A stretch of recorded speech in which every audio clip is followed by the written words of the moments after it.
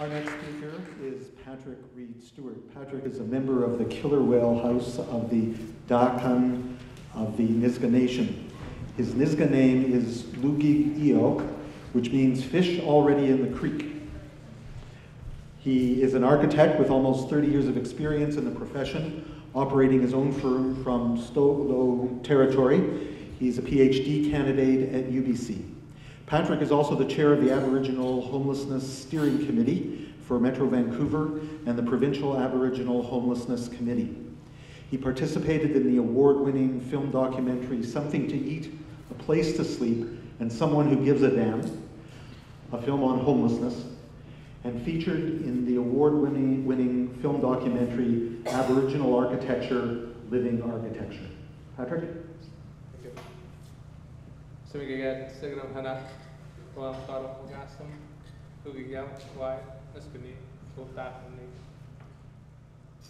ladies and gentlemen, glad to be here, and I want to acknowledge the Musqueam, Squamish, and Tsleil-Waututh peoples on whose unceded territory we're gathering. I want to thank Nathan and the rent regime for the invitation to come and participate today. And I want to thank each of you for being here and being a witness to this panel. Witnessing in my nation, in my house, is an important occasion. I'm going to speak of indigeneity in the housing continuum, I guess, which speaks to those who are living homeless and those who aspire to have secure tenure. I suggest that an Indigenous perspective, or thought that I articulate because I'm an Indigenous person, broadly apply to Indigenous thinking and research. Witnesses from other cultures or views of the world will undoubtedly need to do translation or connection to connect my words and with their own views of the world and experiences. And I rely on the term Indigenous, which refers to the international, sovereign, global context of Indigenous nations rather than the federal or constitutional or administrative term Aboriginal used in this country, now known as Canada. The term Indigenous connotes a global web of people who live at the mercy of colonization without having to acknowledge colonization at every reference to others in this country. Within my own nation, we refer to ourselves and other Indigenous peoples as Alligagat, which loosely translates to First Nations people. So, when I was asked to come, I was given a couple of questions to try to address. And one of the questions was, how are First Nations people being affected by a current disappearance of public funding for non-market affordable housing?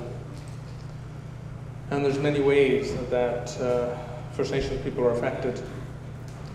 And as I was thinking about it, and I was thinking, well, how many of us are a paycheck away from losing our housing tenure, or how many pay more than 30% of our income to live where we live? It's not a very secure feeling at all. Losing our home due to affordability is a physical attribute to a lack of affordable housing. There's also emotional, mental, and spiritual effects to the disappearance of public funding for housing. The disappearance of public funding for non-market housing is not a new phenomenon. The federal government canceled its funding for new offers of social housing construction in 1993, leaving it primarily for the market to provide rental units. Since then, urban Indigenous nonprofit housing providers have been squeezed into unsustainable positions. They've had to charge higher rents, which have become market or low end of market rents, which excludes people who cannot afford the rents. So where do people go when they cannot afford to live in non-market housing? The streets are becoming steadily the only option for people without options. Homelessness has been a growing trend over the last decade, and probably longer.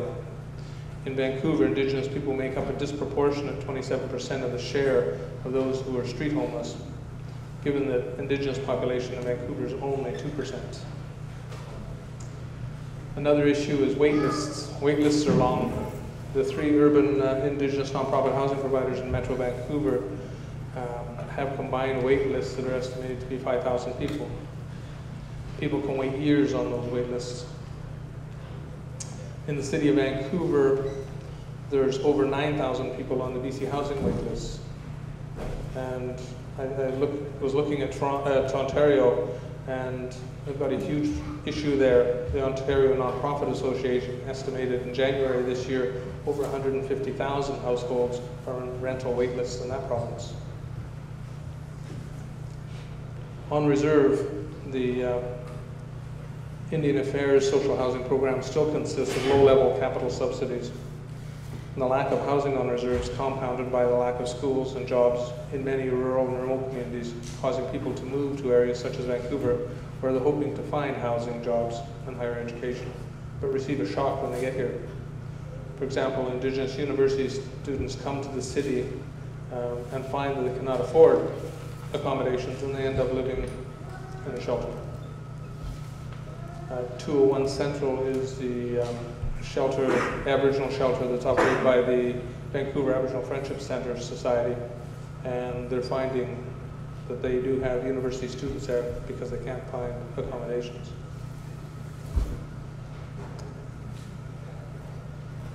The other question that I was asked to address is, what are the key housing issues facing Vancouver's urban Aboriginal population, and are there any housing solutions to these issues?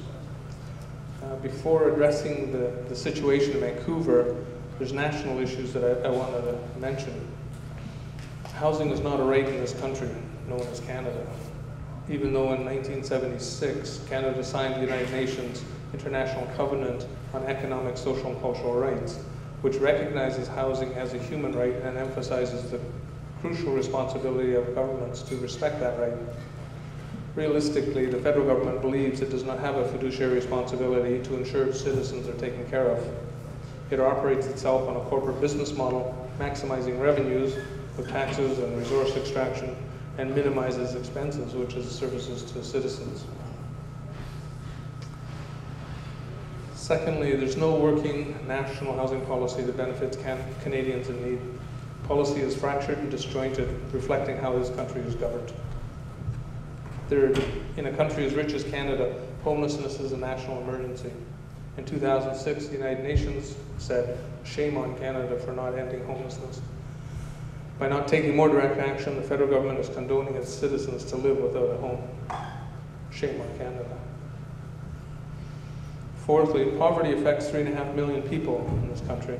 While Canada officially ranks an impressive 4th on the UN Human Development Index, the statistics measuring poverty in Canada's Indigenous communities would place us in 78th, a ranking currently held by Peru.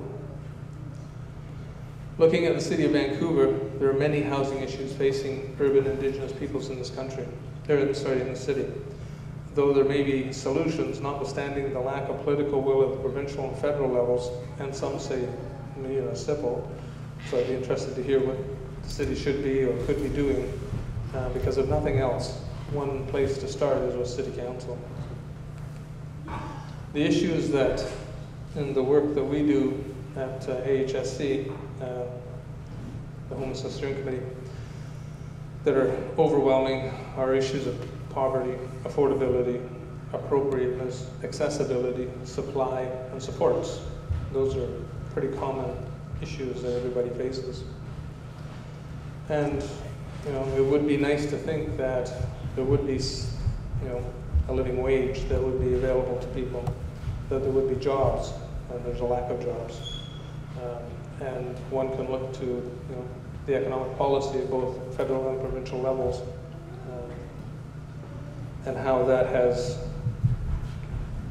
affected people's ability to have a home. Keeping rents affordable, that's a big issue, and that's something that, I'm an architect and I design multifamily, what I think is affordable housing, but when I hear about the rents, I think, holy cow, it's pretty high.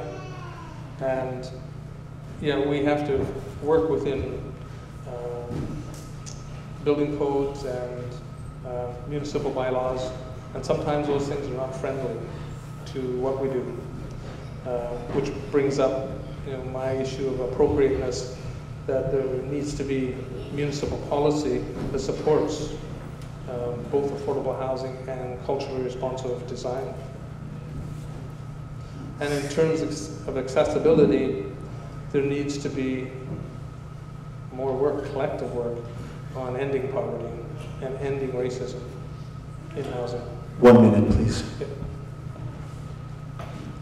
And in terms of supply, we need to continue to build more affordable housing units in this country, in this province, in this city. And again, that comes back to political will to keep pushing